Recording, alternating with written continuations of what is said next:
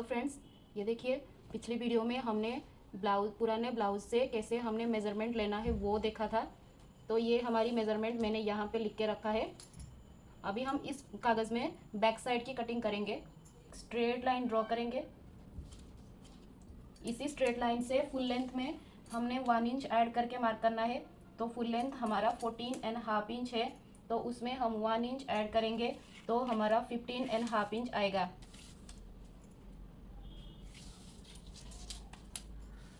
अभी यहाँ पे हमें एक स्ट्रेट लाइन ड्रॉ कर लेना है। हम देखिए, अब हमने शोल्डर का मार्क करना है। तो हमारा शोल्डर 11.5 इंच आ रहा है। तो जो हमने जब हम पुराना ब्लाउज से नाप लिए थे उसमें हमारा रेडी नेक डेप्थ जो है बैक नेक की वो 9.5 इंच आ रहा था। पर हमें ये जो हम ब्लाउज बनाएंगे इसमें हमने 10.5 इंच रेडी करना है। तो 10.5 इंच रेडी करना है, तो पहले हमारा 11.5 आ रहा था। अभी हमारा नेक डीप भी थोड़ा ज़्यादा हो रहा है, तो इसीलिए हम इसमें एक्स्ट्रा कुछ भी नहीं ऐड करेंगे और 11.5 इंच का ही हाफ करके हम मार्क कर लेंगे। तो 11.5 इंच का हाफ करके हमने शोल्डर लिया है। अब हम आर्म होल का मेज़र करेंगे। तो आर्म होल लेंथ हमने अभी भी हमारा पुराना ब्लाउज हमें चाहिए। ये देखिए इस ब्लाउज से ही हमने मेज़र किया था। तो यहाँ पे देखिए आर्म होल का लेंथ कितना आ रहा है वो हम मेज़र करेंगे। जैसे यहाँ पे मैं स्ट्रेट में ऐसे स्केल को रखूँगी और इतना रखने के बाद यहाँ से ही हमने आर्म होल का लेंथ कितना है वो चेक करना है। तो देखिए ये हमारा 6.5 इंच पे आ रहा है।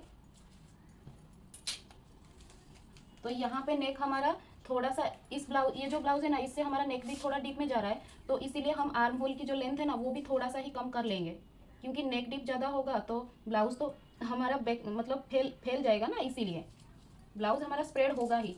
इसीलिए हमने 2 सूत कम करके आर्म होल का लेंथ का मार्क किया है। यहाँ पे ही एक और स्ट्रेट लाइन ड्रॉ करेंगे। अब हम यहाँ पे ये जो लाइन हमारा मिला है ये हमारा चेस्ट लाइन हमें मिल चुका है। अब हमें देखना है कि हमारा चेस्ट का राउंड कितना कितना ये ब्लाउज में रेडी आ रहा था। तो हमारा 41 इंच रेडी आ रहा था ब्लाउज में। तो अभी हम 41 इंच का 4th पार्ट करके फिर उसमें एक्स्ट्रा स्टिच मार्जिन ऐड करके चेस्ट लाइन पे मार्क करेंगे। ये हमारा चेस्ट लाइन हो गया है। अभी यहाँ पे हमने चेस्ट का 4th पार्ट, जो कि चेस्ट हमारा 41 इंच है, उसका 4th पार्ट करेंगे, जो कि हमारा 10.25 आ रहा है। अब उसमें हम एक्स्ट्रा स्टिच मार्जिन 1.5 इंच का मार्क करेंगे। अब यहाँ पे हमने जितना भी हमारा वेस्ट है उसका 4th पार्ट करके मार्क करना है। तो वेस्ट हमारा 34 इंच है, उसको हम डिवाइडेड बाई 4 करेंगे तो हमें मिलेगा 8.5 इंच। अब यहाँ पे हम 8.5 इंच पे मार्क करेंगे। उसके बाद हम टक्स का मार्क करेंगे। तो बैक साइड में हम 1 इंच का भी ले सकते हैं और 0.75 इंच का भी ले सकते हैं। तो हम यहाँ पे 1 इंच का ही टक्स का मार्क कर रहे हैं और फिर से यहाँ पे 1.5 इंच का मार्जिन का मार्क करेंगे। अब हम मार्जिन लाइन और फिटिंग लाइन को ज्वाइन करके लेंगे।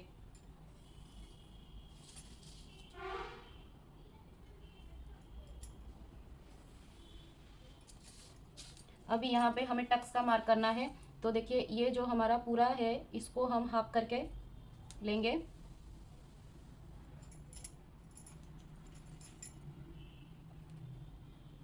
और यहाँ से ही 1 इंच पे मार्क करेंगे।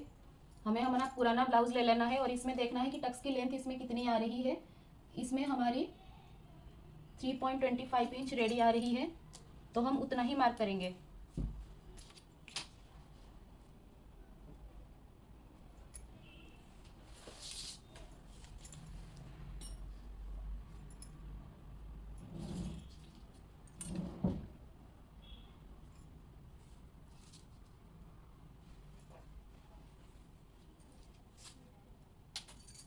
ये देखिए यहाँ पे हमने टक्स का मार्किंग कर लिया है। अब यहाँ से हम क्या करेंगे, जब 1 इंच का हम टक्स डालेंगे ना तो ये वाला है ना थोड़ा नीचे, मतलब नीचे की साइड में चला जाता है। तो इसीलिए यहाँ से ही हमने हाफ इंच के ऊपर मार्क करना है, ताकि हमारा टक्स डालने के बाद है जो हमारा ये है ना नीचे के साइड में ना आए। इसीलिए यहाँ पे हमने ऐसे हाफ इंच का मार्क करना है और यहाँ से ही ये वाले लाइन के साथ ज्वाइन कर लेना है। यहाँ पे अगर हम 0.75 इंच का मतलब टक्स लेंगे ना बैक साइड में, तो ये इतना हाफ इंच जितना नीचे ये वाला नहीं जाएगा और ये मतलब थोड़ा सा कम ही जाएगा। पर यहाँ पे हमने 1 इंच का लिया है, इसीलिए हाफ इंच का ऐसा कर दिया है, क्योंकि ये नीचे चला जाएगा 1 इंच जब हम ये टक्स लगाएंगे तब। अब हम शोल्डर का मार्किंग यहाँ पे कर चुके हैं, जो कि हमारा 5.75 पे आ रहा था। स्ट्रेट लाइन ड्रॉ करना है। अब हमने ये चेक करना है कि ये जो ब्लाउज़ की ये पट्टी है ये कितने इंच की रेडी आ रही है। तो देखिए ये जो पट्टी है ये हमारा 2.25 रेडी आ रहा है।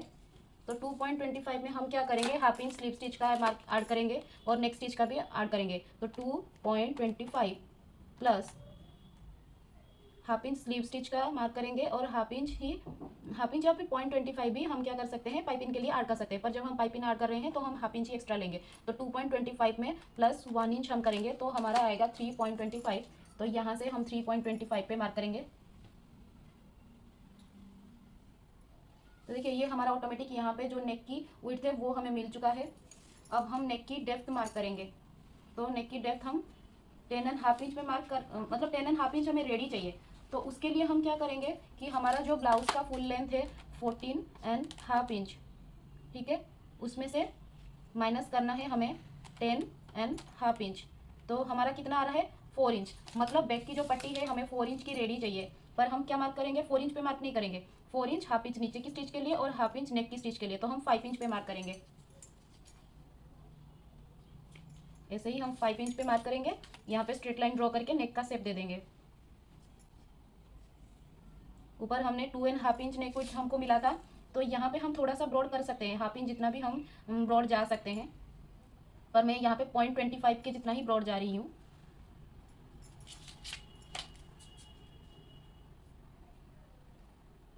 और यहाँ पे इसे हम ज्वाइन कर लेंगे।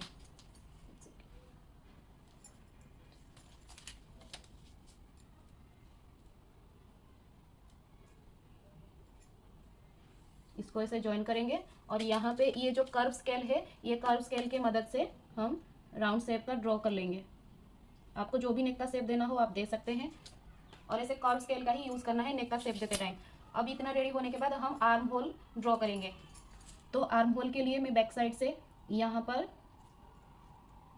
1.25 ही मार्क करूँगी।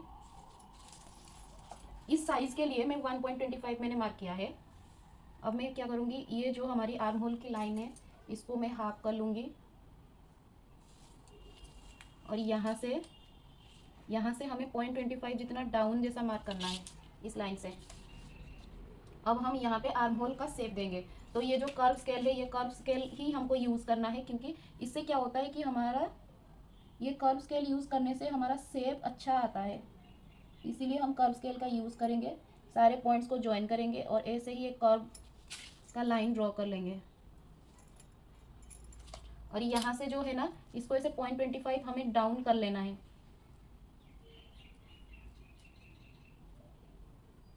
ऐसे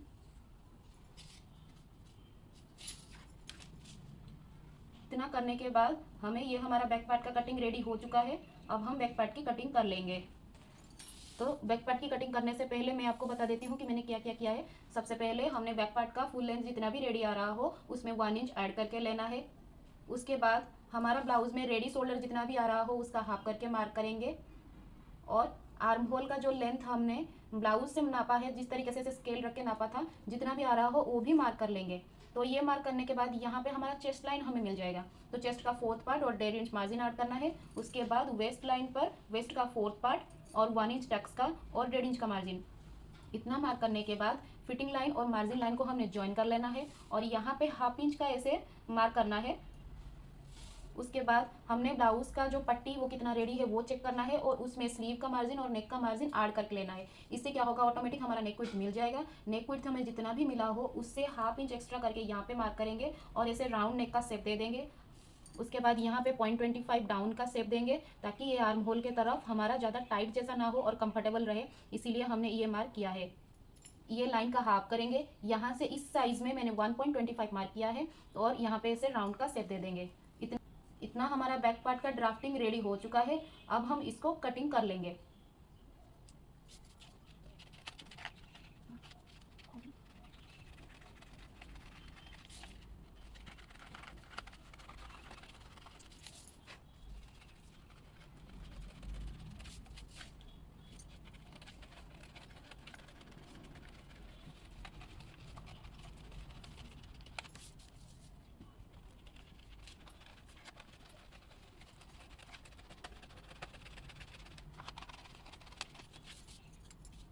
देखिए पेपर की पूरी निकाली है और ये इस तरह से दिखा है।